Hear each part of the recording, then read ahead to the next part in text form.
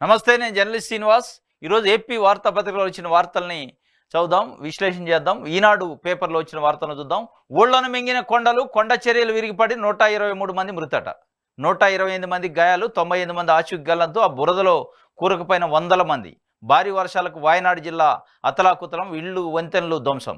ఒక విషాదకరమైన వార్త ఇయ్యాల. ఊళ్ళకు ఊళ్ళు మింగేసిందట.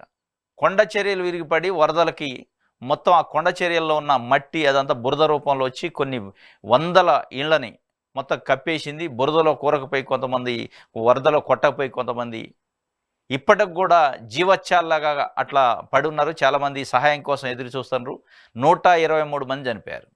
ఇక అసలు ఎంతమంది చనిపోయారో లెక్క లేదు. ఇప్పుడు లెక్కకు వచ్చినదైతే 123 మంది. ఒక 1000 మంది దాకా మిస్ అయ్యారట. అస్సాము, పశ్చిమ బెంగాల్ నుంచి వచ్చిన టీ తోటలలో కార్మికులుగా పనిచేసే వాళ్ళు ఒక 1000 మంది మిస్ అయ్యారట. కొంతమంది గాయాల పాలయ్యారు. కొంతమంది బురదలో కూరపోయి తల ఒకటే బయటికి కనపడుతుంది. ఆర్తనాదాలు అనమాట. హెల్ప్ చేయండి, సాయం చేయండి, మమ్మల్ని రక్షించండి అని రక్షించే పరిస్థితి కూడా లేదు.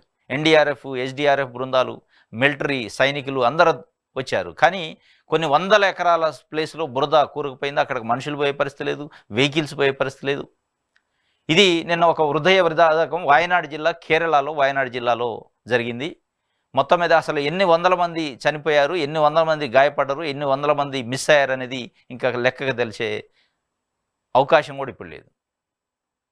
నిన్న నైట్ అర్ధరాత్రి అందరు గాఢ నిద్రలో ఉన్నారు. పాపం ఆ గాఢ నిద్రలో ఉన్న టైంలో ఈ వరదకి మొత్తం నాని అంతా కొండ చర్యలు మొత్తం మట్టి బురద రూపంలో ఇళ్లపైన వచ్చి పడ్డది.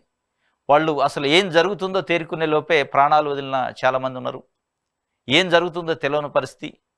ఈ ఒక హృదయ విదారకమైన పరిస్థితి. ఊళ్ళకు ఊళ్ళు మింగేసినాయి కొండలు. అయితే ఇది జరిగింది.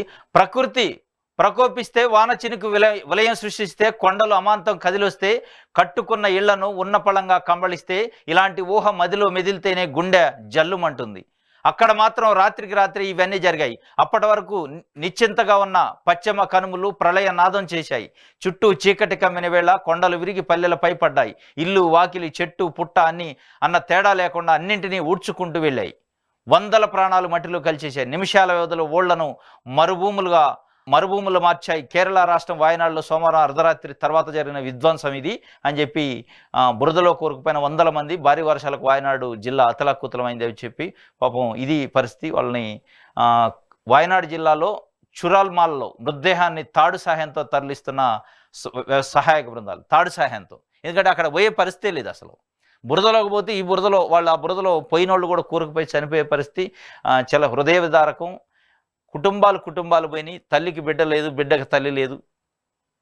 ఇట్లా ఉన్న పరిస్థితి. ఎక్కడికక్కడికే ఆగమాగం అడివైంది మొత్తానికి. దీనిపైన కేంద్ర ప్రభుత్వాన్ని కేరళ ప్రభుత్వం కోరుతుంది. ఇది జాతీయ విపత్తుగా ప్రకటించాలని చెప్పి వాస్తవంగా ప్రకటించాలి కూడా. ఇది అనూహ్యంగా వచ్చింది. కొన్ని వేల మంది మిస్ అయ్యారు, వందల మంది చనిపోయారు. ఇది మొత్తానికైతే కేరళకు సంబంధించి ఒక విషాదకరమైన వార్త. దానికి సంబంధించి అందరూ నిన్న కేరళలో ఉన్న చాలామంది పబ్లిక్ ముందుకు వచ్చి బ్లడ్ డొనేషన్కి, ఆర్థిక సాయానికి, రకరకాల సాయం చేయడానికి కూడా ఒక మానవతా దృక్పథంతో వాళ్ళ కోసం రోడ్లపైకి వచ్చారు. పాపం రోడ్లపైకి వచ్చి సాయం చేయడానికి ముందుకు వస్తారు. కాబట్టి కేంద్ర ప్రభుత్వం అట్ ద సేమ్ టైం రాష్ట్ర ప్రభుత్వం కూడా స్పందించి చనిపోయిన కుటుంబాలకి, గాయపడ్డ కుటుంబాలకి, మిస్ అయిన కుటుంబాలని గుర్తించి వాళ్ళకి న్యాయం చేసే ప్రక్రియ చేయాలి. దీంతోపాటు కేంద్ర ప్రభుత్వం డిజాస్టర్ మేనేజ్మెంట్ కూడా కొండ చర్యలు విరిగిపడేదానికి ఏమన్నా సంకేతాలు ముందు పంపించే అవకాశం ఉందా అనే ఒక సైంటిఫిక్ మెథడ్ కూడా కనిపెట్టాలి. ఇట్లాంటి వర్షాకాలం వచ్చినప్పుడు స్పెసిఫిక్గా కేరళలో జూలై, ఆగస్టు సంక్షోభం ఎప్పుడు వస్తుంది? 2018, 19, 20, 21 ప్రతి సంవత్సరం జూలైలోనా లేదా ఆగస్టులోనా ఏదో ఒక వరద రావటం, కొన్ని వందల మంది చనిపోవడం జరుగుతుంది స్పెసిఫిక్గా ఆ ఏరియాలోనే.